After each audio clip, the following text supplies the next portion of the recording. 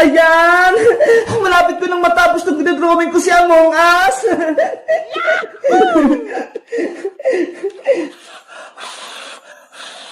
Bebang, gutom na ako. Gusto ko nang kumain. Huy, princess! Hindi mo pa nga natatapos ang assignment mo eh. Tapos pagkain agad yung iniisip mo. Pero bebang, gusto ko na magmerienda. Nanghina na yung katawan ko. Tignan mo nga oh. Hindi ko na madrawing si Among Us.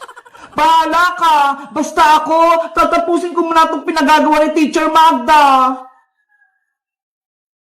Kumain na kasi muna tayo, bebang. Mamaya na yung assignment na yan. Eh, paano? Wala namang pagkain dito sa bahay eh. Anong kakainin natin? Ano ba yan? Gutom na gutom pa naman ako. Tahong! Bumili na kayo ng tahong! Wow! O, bebang! Naririnig mo ba yun? May nagtitinda ng tahong sa kalsada. Tahong kayo dyan! Masarap to! Tahong! Ayo nga no! Tara! Bumili mo na tayo ng tahong, princess! Gusto ko rin yun! Kukunin natin itong mga baso, lalagarin ng tahong! Eto sa isa, beba nga! Mamaya ka na assignment ha! Bibili muna kami ng tahong ni princess!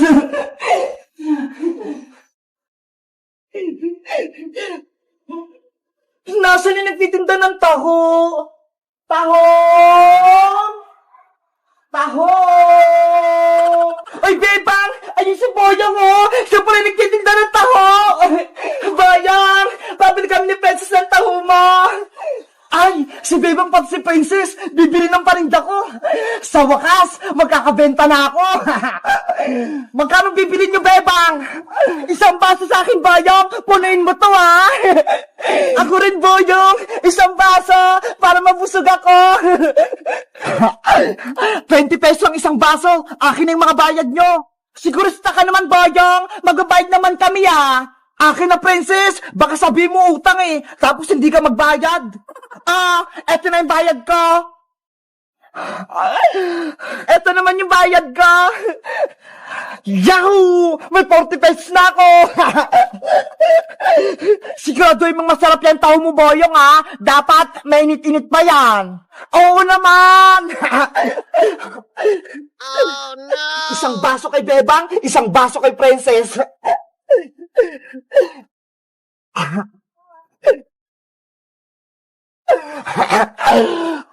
Bebang princess, eto na yung taho nyo.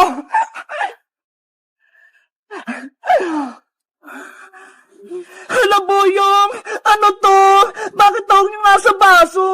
Kaya nga, ang baho-baho pa, tapos hindi pa luto.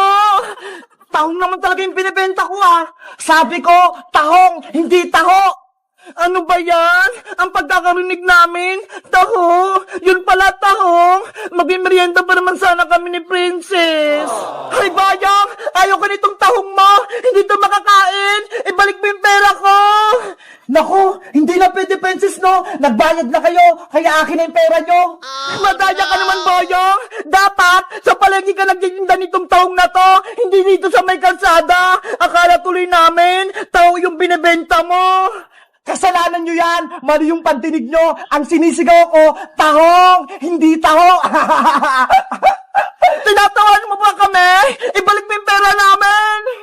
Ayoko, no? Sa inyo na yung tahong nyo! Lutuin nyo! Bayang! Bumalik ka rito!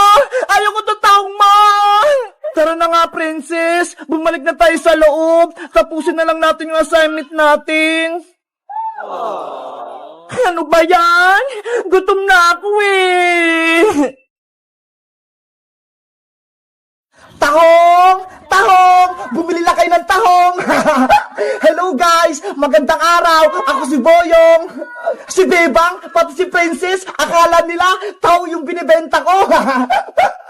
Kayo guys, bumibili rin ba kayo ng tahong sa kalsada? Anong favorite yung merienda? Mag-comment lang kayo. Bye-bye! Tahong! May lobo kaming lumilipad! Si Iron Man sa akin! Siya ang pinakamalakas! Wow! Sila Bebang Iska at Princess, may mga lobo. Gusto ko rin yun. Lobo! Bumili lang kayo ng lobo! Princess, Iska, tingnan nyo ho! May nagtitinda ng lobo! Mga bata, bumili lang kayo sa akin ng lobo! Ayo nga no! Gusto ko yung lobo! Tara, bumili tayo ng lobo kay ate! Sige, puntahan natin! Ate, magkano po yung paninda yung lobo? Mura lang itong mga paninda ko, 10 pesos lang isa. Wow, ang mura naman, 10 pesos lang po. Mabuti na lang may pera pa ako dito. Makakabili ako ng lobo. Ako din, may 10 pesos pa ako. Ikaw, Princess, meron ka ba pambili ng lobo? Nako, naubos ko na yung pera ko kasi bumili ako ng pagkain kay Aling Sonia. Paano ba yun, Princess? Hindi ka makakabili ng lobo mo. Ay, may naisip ako. Ate, wait lang po kayo dyan ha. Hihingi lang po kay nanay ng pera. Huwag po kayong aalis. Sige, antayin kita. Bebang Iska, punta lang ako sa bahay ha. Bilisan mo, Princess, ha? Para makapaglaro tayo ng lobo-lobo. Ate, bibili na po ako ng lobo ko. Mamili ka na ng gusto mo, Iska. Piliin mo kung anong gusto mo. Ano kayang pipiliin ko? Si Peppa Pig, si Iron Man, o si Hello Kitty? Ay, si Peppa Pig na lang po, ate. Eto. Ang ganda niya. Ate, eto po yung bayad ko. Si Hello Kitty naman po yung bibilin ko, ate. Eto, Bebang, si Hello Kitty. Eto po yung bayad ko. Ang cute naman ni Hello Kitty. Paras kaming kulay pink. Ate, bibili na po ako ng lobo. May pera na po ako. Eto ha.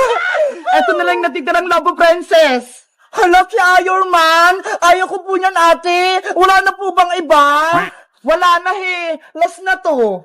Pag lalaki si Iron Man ayoko po niyan. Huwag ka na magreklamo, Princess. Lobo rin naman yan Sige na nga, bibilin ko na si Iron Man. Ay, sa wakas, mabibenta na itong mga lobo ko. Eto na. Ito po yung bayad ko. A few moments later. May lobo kaming lumilipad. Ang saya-saya maglaro ng lobo-lobo. Si Iron Man sa akin, siya ang pinakamalakas. Ay, sila Bebang Iska at Princess, may mga lobo. Gusto ko rin yun. Bebang, magpahinga muna tayo. Napapagod na ako Kanina ba tayo naglalaro? Sige, isabit muna natin yung mga lobo natin, tapos bibili tayo ng pagkain kay Aling Sonia. Tara, gusto ko na ulit magmerienda. Itali natin dito yung mga lobo natin, para hindi siya liparin.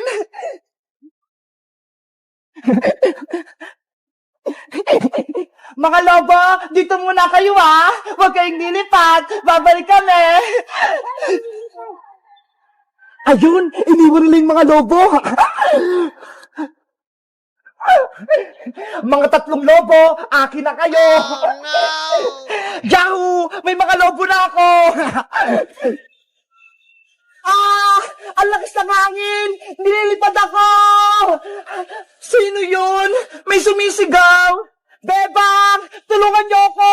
Nililipad ako ng mga lobo niyo. Boyong, lobo namin yan. Wag mo yung kunin. Nandito na ako sa puno. Lagot! Si Boyong tinangay ng hangin! Kasama yung mga lobong binili natin! Bebang! Iska! Tulungan niyo ako! Nililipad ako! Oh no! Nasaan na si Boyong? Hindi ko na siya makita! Nanay! Tulong! Nandito na ako sa moon! Tulong! Bebang! Buksan mo itong pinto na CR! Oh, no! Bebang! Kanina ka pa dyan! Lumabas ka na! Nay! Mamaya na po! Tumatayin pa ako! Lagot talaga sa akin to si Bebang? May kalokohan na naman! Aling Sitang! Tama na po yan! Ate Bebang! Natatakot na po ako! Baka pagalitan ka ni Aling Sitang! Huwag kang mag-alala, Emily! Ipagtatanggol kita kay nanay! Bebang! Ano ba? May tinatago ka ba sa akin? Wala po, Nay! Ate Bebang,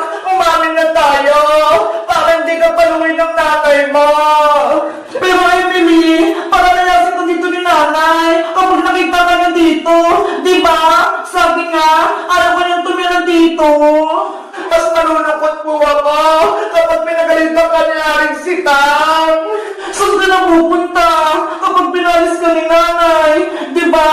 Sabi mo, wala ka ng bahay. Nabaha nga. Huwag ka mag-alala, Ate Bebang. May kaibigan pa naman po ako eh. Sila rin, at saka si Dan Ezekiel. Doon na lang po ako sa kanila titira. Naawa ko sa ni Emily. Sana, ikaw na lang ang kapatid ko. Para ikaw na lang ang kasama ko dito sa bahay. Gustuin ko man, Ate Bebang. Pero, ayaw naman sa akin ni Aling Sitang. Bebang, buksan mo itong pinto sabi eh. Ipakita mo sa akin kung sino yung tinatago mo. Aling Sitang, tama na po yan. Nasisira na po yung pintuan nyo. Bitawan mo ako, Princess. Siguro, kasapot ka din. Anong tinatago nyo na, Bebang? Umamin ka? Wala po, Aling Sitang. Sabi mo sa akin ng totoo, Princess, hindi na kita bibigyan ng spaghetti tuwing birthday ni Bebang kapag nagsisinungaling ka. Sige na nga po. Aamin na ako. Sige, sabihin mo.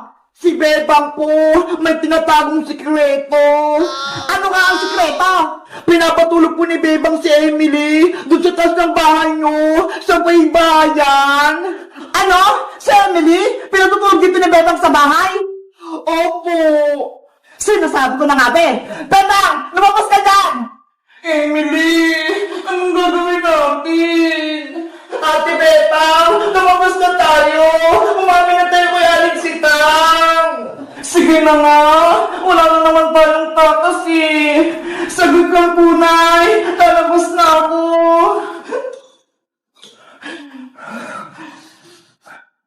Nay, Aling Sitang. Anong ginawa mo, Bebang? Magpaliwanag ka! Sorry po, Nay. Kung tinago ko si Emily dun sa taas, pinatulog ko pa siya, kahit ayaw niyo po. Aling Sitang, sana, mag niyo pong pagalitan si Ate Bebang. Wala naman po siya kasalanan eh. Pasensya po, kung kay Ate Bebang po ako humingi ng tulong, para meron po akong matuluyan. Yun pala, hindi niyo po ako tanggap.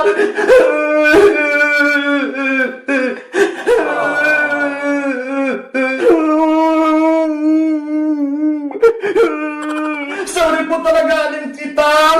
Alis na po ako. Kung palalayasin niyo po na si Emily, sasama po ako sa kanya para meron pumuprotekta kay Emily. Ako din po, Aling Sitang. Sasama ako sa kanila bilang kaibigan ni Emily pati ni Bebang. Susuporta ako sa kanila. Tumahimik! Bebang anak, huwag na kayong umalis. Tatanggapin ko na si Emily. Dito na siya sa ating bahay. Talaga po, Nay? Oo, dito na siya matutulog at titira. Salamat po, Aling Sitang. Huwag ka nang umiyak, Emily. Dahil mahal ka ni Bebang, mahal na din kita. Ako, Aling Sitang, hindi niyo po ba ako mahal? Siyempre naman, Francis, mahal ko kayong lahat. Yay! Bibigyan ako ni Aling Sitang ng spaghetti sa birthday ni Bebang. Ate Bebang, magkakasama na tayo. Wala nang iwanan. Kaya nga eh, ako din, masayang-masaya ako. Kayo guys, masaya ba kayo? Natitira si Emily? Mag-comment lang kayo.